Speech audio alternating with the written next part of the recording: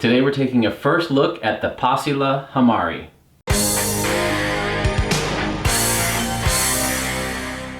So a few months ago, Passila released a press release for this bike, and I saw it on Pink Bike, and I looked at the numbers and thought, that thing is pretty cool.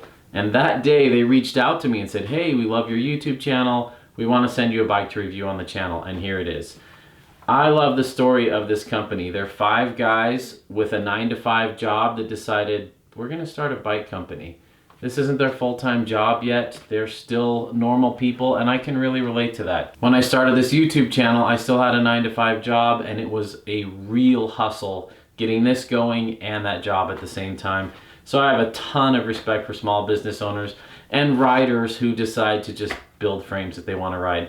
So yeah, these guys are cool. They only make 2 bikes right now. They're both hardtails. They're a new company. One's titanium and one's steel. This is the steel one. They started with the titanium one, and then they decided we need to make a more affordable version for the masses, and that's when the Hamari was born. This company's from Finland, and their names are Finnish, and so I'm not going to pronounce them very well, but I love seeing them incorporate their heritage and their local trails into their bike names and into their design. So this is called the Hamari. It's named after an old blacksmithing tool that would smash and forge red hot iron, and I think that's perfect because the color of this frame looks like a glowing hot piece of metal that was just forged, and I think that's really cool, and this paint is awesome. Okay, let's take it out. I'm gonna build it up and tell you more about this bike. I like it. They're not trying to change the world. They're not trying to take over and be the #1 hardtail company on the planet. They're just building bikes that they want to ride, and they want to offer something a little different. And their Geo does that. I'm excited about this bike. The Geo looks amazing. So one thing I love about this bike is the bigger models, the medium, large, and extra large, fit 29 by 3.0.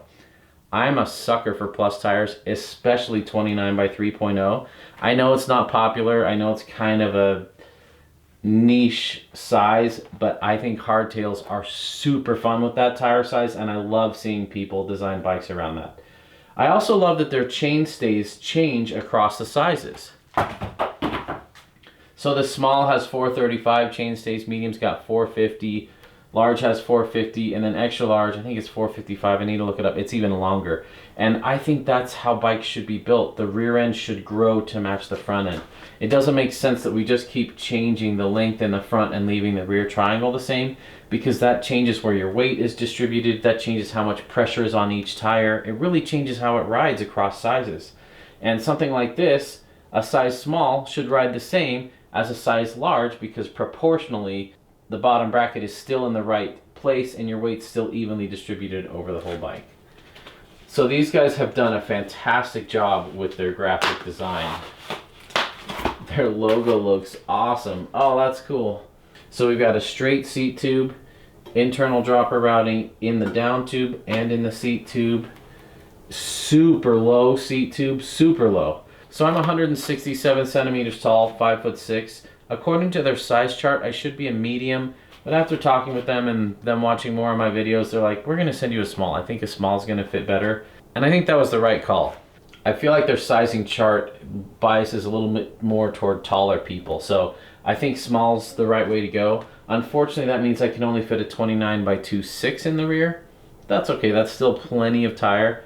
So this bike can run a 130 to 150 fork. That's what it's designed around, and their Geo charts for a 140 fork, and it's got a 64-degree head angle, nice and slack, but not crazy slack like some of the 61, 62, 63 degrees we're seeing. I'm gonna run it with a 130 fork, which I think puts it like around 64.4, which is right around my sweet spot. And the idea behind this bike, it's the same thing that everyone says. It's built to race enduro on Saturday and take a long, enjoying recovery ride on Sunday. And I know a lot of people claim that, and some bikes can do that and some can't. I do believe that a good hardtail can do that, but I don't think we need to go super crazy extreme Geo to have a good all-rounder bike. And I think this Geo's, on the paper, it looks pretty dang good. And You know, I like a short rear end. This is a little bit longer, 435 chainstay, but it should still be plenty fun. And if I were racing enduro, I would actually want something about that long in the back. So the temptation is to build this up to be super aggressive, super burly. I know that's really in right now, our super hardcore hardtails. But man, with all the experimenting I've been doing, if you're a smooth rider, which I try to be, that's my goal, is to be smooth, not just smash and fast, you can get away with a pretty lightweight build within the right parts and still have a zippy, fun bike on the blues and greens that's still plenty capable on the big stuff. When I underforked my Banshee Paradox, that just opened my eyes. When I built that thing up to be super light, like almost XC light trail build, but with the aggressive geo, man, that thing was super fun, and that completely changed my whole outlook on what hardtails can and should be. So my build is going to lean more toward a all-rounder build than just a full-on enduro shred machine. Reach is 465 on the size small. That is huge. To put this into perspective, I don't think Trek makes a hardtail, even in size XL, that's as long as this size small. This is a reminder not to size on other brands. Size off the geo charts. So this is the same reach length as a medium Hanzo ESD. So the reach on the size small is 465. Seat tube angle is 78 degrees. Super steep. I've been loving steep seat angles, and Passila is trying to be different, and they're being different with this. That is super steep. And when I put a 130 on this, it's going to get even steeper, probably like 78.5. I love steep seat angles. I know some of you really hate them. I'm really excited for that though. We got a 435mm chainstay and a 60mm bottom bracket drop. Pretty standard there. Stack looks a little bit low. We'll see. Threaded bottom bracket like all steel hardtails should be. External cable routing everywhere except the dropper. And I'm okay with the dropper going in here and in here as well. That's easy to do. And they've got removable ports, so it is easy to fish even if you don't have one of those tools. The Hamari is built in Taiwan, like 90% of hardtails these days. If you want their hand-built titanium one, you can do that. But this was meant to be a more affordable version, and so it comes out of Taiwan. Looking up close, the welds look fantastic, except for the seat tube gusset. It's not bad at all, but it's not quite as pretty as some others could be. But we need to be careful when we judge weld quality just by looks. It might look like a stack of dimes. That doesn't necessarily mean it's a great weld. Or it might look sloppy, and that doesn't mean it's a bad weld. But you know, that's what we're here to do, is look at the frame on the stand. So let's take a quick look at that. Those dropouts look awesome. I like the way that their derailleur hanger integrates. That chainstay protector looks super minimal. Interesting. Welds look really good in there, especially the seat tube welds. It's almost like a watermelon color. I can't wait to get it outside. Here's the sloppiest looking weld. Still not bad, but not as pretty as some. No problem.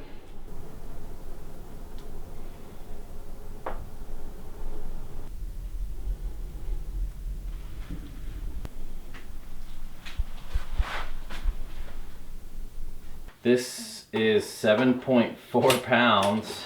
It's a beefcake. Not gonna be a light zippy build. They sent me this E13 dropper. This has a 31.6 size seat tube, and this is a 180 mil dropper. I've never run anything longer than a 175. If I can fit a 180, I will be blown away. This is an adjustable one from 150 to 180. That's pretty cool, so I can just set it to what I need it to be. But I love that they've got a straight seat tube. Yep, and that's topping out right here, so that I can fit a full 180 on a size small. So thank you guys for having a straight seat tube. It's pretty cool. We're seeing these steep seat tubes are able to not have a kink in it because they're a little bit further forward. And it keeps us having short chainstays, which I like. We've got ISCG tabs here. That's great to run a bash guard or a chain guide. Also, this frame is ED coated. Not all companies are doing that. A lot are, but it's got this electro, I don't remember what ED stands for, but basically it's corrosion resistant inside the frame, so they've coated the inside, so if it did get wet, your steel frame isn't going to rust. Okay, we're using some parts that you're familiar with on the channel. My 130 helm, these whiskey bars, which are insanely light, and a 9.8 stout stem. This bar stem combo is stupid light. It's crazy. This is a small head tube, so I'm gonna run a lot of spacers, I think, to make this stem fit.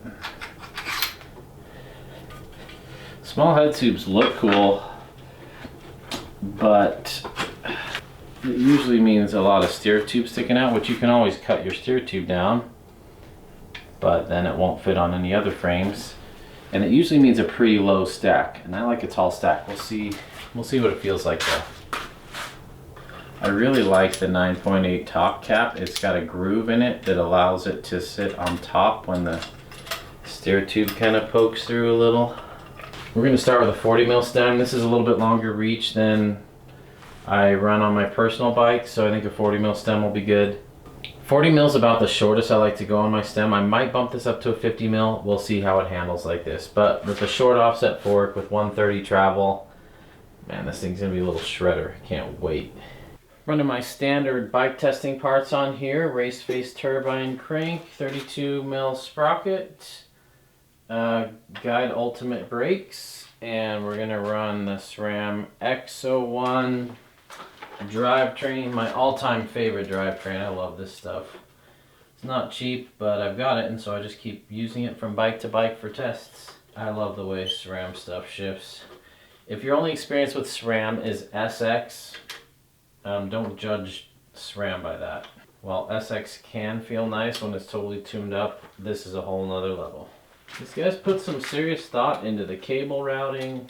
I really like a lot of attention to detail. You can tell it's not their first bike, and I'm guessing they refined some of the stuff on their Thai one before making this, but it's pretty awesome. All the bosses are in the right place. There's no weird surprises.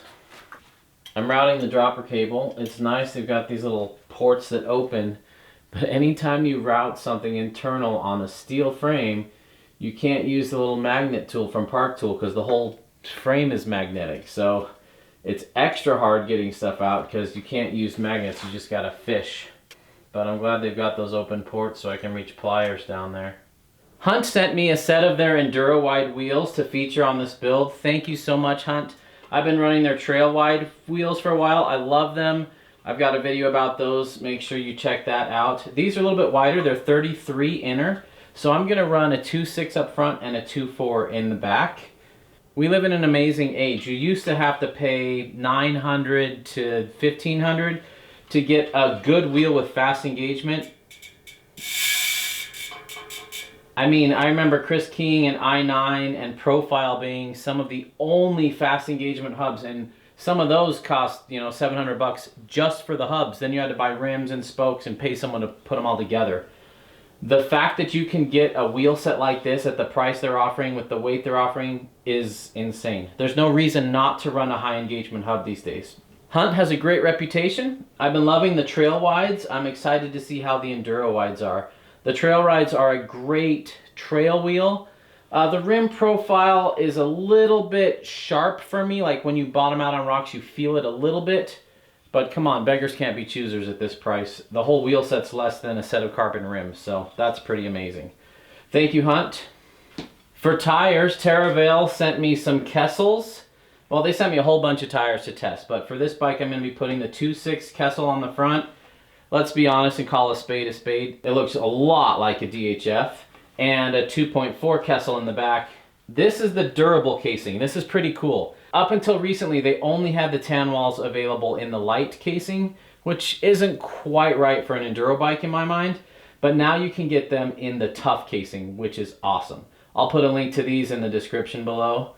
If you want tan walls, I think TerraVail's got the best looking ones, and I think they sell more tires based on looks than anything. They're not bad tires, they just look really great, and you see them all over on Instagram because they photograph well.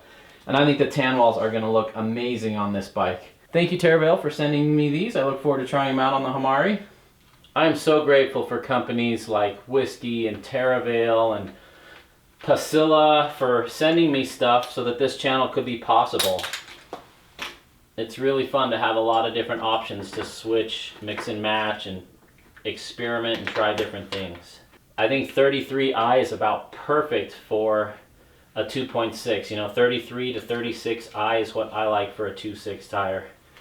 That gives it a nice squarish profile without being too rounded. When you put a really wide tire on a narrow rim, it just makes it real pointy, and it actually kind of negates the purpose of having a wide rim because you've rounded it so much the contact patch is smaller. Tannis Armor is a tire insert company, and they sent some stuff in to test out. It's been sitting on the shelf and I need to get around to it, so today I'm going to test it in the rear only.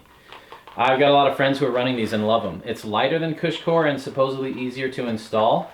This model in my hand is meant to run a tube inside, so you don't have to be tubeless. And since this is almost a centimeter thick, the chance of getting a flat is super low. So if you don't want to go tubeless, but you want some rim protection, this is a cool option. I'm going to grab the tubeless one and install that right now. Here it is. You might have seen these at your local shop. I'll put a link to these in the description below. This fits 2.1 to 2.6 29ers. 160 grams. Here you can see air pocket with this thing in the middle. We'll see. It doesn't absorb sealant. A lot of people think, oh, I'll just get a pool noodle from Walmart and try that. Feel free, but those are going to soak up your sealant and just add weight to your tire. All right, so this is the non-tube one. This is more rigid. Interesting. This is the tubed one and this is the tubeless. The tubed one is rounder and it's a softer foam. This is a lot more rigid for the tubeless. You've got these little slots in here for sealant to transfer in and out of the bead surface area. All right, I'm going to read the instructions and see if I can install these easily. These don't require any special valve stems like Cushcore does. All you have to do is make sure one of these holes lines up with your valve stem so the sealant can get in there. I've got one bead on. Let's see what this is like. So if you've never seen tire inserts, the purpose of them is to allow you to run a softer air pressure pocket. You kind of tune your tire as a suspension element, and it allows you to run it softer but still not have it squirm. So when you corner hard, this is pushing out on the sidewalls to keep it from burping. They also provide your rim with a little bit of protection, but I would never get these just for protection. They're really for that ride feel. I'm struggling a little. It's not easy per se. Still frustrating, I'm not gonna lie. This is not just like putting a tube in. It's walking like a Cushcore walks. I haven't been running any inserts lately. Rims are getting so good and tires are so good. I'm able to get away with smooth riding, not damaging anything. All right, I'm frustrated. This is just walking. Yay, we got it. Everyone told me that was going to be easy. It wasn't easy. As you know, I use Orange Seal Endurance Sealant in every single bike that I review. I really appreciate Orange Seal being a partner. This is the best sealant. Now it's time to use my all-time favorite shop tool. This is the Milwaukee Compact Inflator. I'll put a link to this. I love this thing. You set your target pressure and then you connect it. I've got a little Presto adapter on here. I'll put a link to that too. Just push it on. And then I hit go and it's gonna inflate until it hits 31 PSI, my target PSI. And this is enough to seat a tire. Here we go.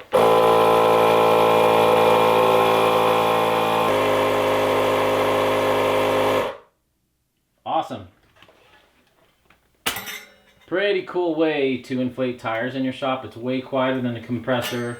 It's battery operated, so it's portable, and it's made by Milwaukee, so it's good.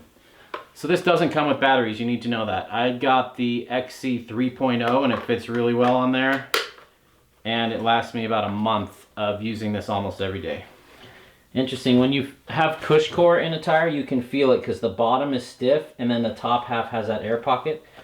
You can kind of feel it in here, but it's got a different feel than Cushcore. The foam is harder, it's denser. The Cushcore is softer and squishier. It'll be interesting to try out. I've discovered a new favorite grip this year. I'm sure you've heard me talk about it in every build-up video, but I use it on all my bikes now, from my trials bike to my little trail bike to my enduro bikes. These are the Ergon GD1. That stands for Grip Downhill 1 Evo. These are fantastic. They're left and right specific. I did a whole dedicated video to these. These have been almost eliminating my calluses. I ride a lot and get a lot of calluses. And I used to think that those ESI silicone grips were the best way to go, and they were until I discovered these. Because they have such good grip and they're ergonomic, I don't have to grip as tightly. It also means less forearm tension. So I'm just loosely hanging on. When I need to, I can grab them, but the grip's so good, I don't need to over grip. Ergon's not a sponsor of mine. They sent me these to see what I thought of them. I ended up loving them, and I highly, highly recommend them. They're expensive for grips, but nobody makes grips like Ergon, and I've swapped these from bike to bike to bike, and I really, really love these. When you get your Ergons, make sure you push them all the way on. A lot of people will install them thinking they bottomed out on the cap, but they didn't, and then like the last inch of their handlebar is really just grip floating out there. So yeah, they're a lock-on grip, and they only have a single collar, which has just been fine. They've never slipped once on me, even on carbon bars. And their adjuster's in a good place. Have you ever had grips where you're like having to move your shifter lever and move everything to get it? That never happens. They put the adjuster ring in the perfect place. It's a simple, small thing, but it makes a big difference when they get it wrong. This is a long bike. So I like that this has a post-mount brake on the back, but it's a 160. And let's be honest, if you're going with a frame that's like 7 pounds or more with a 64-degree head angle, you're not going to be running 160 mil rotors in the back. You're going to be running 180s. So that was one thing I would change, is have them upgrade this to 180. Not the end of the world. It's just nice when you don't have to run adapters to put brakes on. Time to finish off this build with a Hardtail party sticker.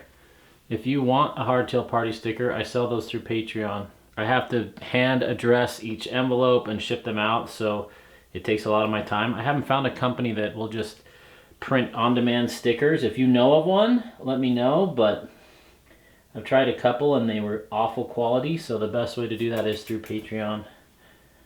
Feel free to sign up for the sticker pack and then cancel it when you get your sticker. You don't need to keep paying unless you want to keep supporting it month after month. Thank you, patrons. My patrons have had a sneak peek of this bike for months now. They got to see all the nitty-gritty. You guys are awesome. Thanks for supporting this channel. I think Passila did a great job on their first steel hardtail. Now, it's evident that they've built the titanium one and worked out all the kinks, because the cable routing was flawless. The cable routing was flawless. The build was flawless. It was really easy to build. I had a little bit of an issue with the rear brake post mounts. The threads were a little gummed up, and maybe that's why people do the old IS mounts on frames still. It's less machining and stuff. So I'm glad they're post mounts, but I didn't like that I had to kind of clean them up a little bit before the bolts went in straight. I think I'd want more chain protector than this tiny little piece of foam right here, but we'll see. I love that they have massive clearance. I mean, this is a 2.4, a 2.6 will definitely fit. A 29 by 2.8 is not going to fit in here, but a 27.5 by 2.8 will. The paint job is awesome. I like the lines. I'm not a huge seat tube gusset guy, but I know that's really in vogue right now. I think it looks killer with the tan walls. Final weight came in at 32.74. Not a light bike, not quite as heavy as I thought. You know, it's up there with the Hanzo ESD, the Marin Elroy, the RSD RS291, these aggressive steel hardtails. It'll be interesting. It's almost got the same parts as the Stanton that I reviewed, which was closer to 30, 31. So I think the frame is a little bit heavier than it needs to be. But, you know, this thing's meant for enduro smashing. I mean, they say race enduro on Saturday and trail ride on Sunday. We'll see. I love that I can run it with a 130 fork. I think it's going to be fun. I think we're going to be seeing a whole lot more companies realizing that 130 on a hardtail is plenty, and designing some trail bikes around a 130 fork, but with a really slack front end like this. Imagine this thing 3 pounds lighter and a little tucked in chainstay as a trail bike. That could be really cool. Anyway, I'm super excited. Thank you, Passila, for sending this in for review. It looks so cool. I can't wait to get it on the trail. There's a party in the mountains, and you're invited.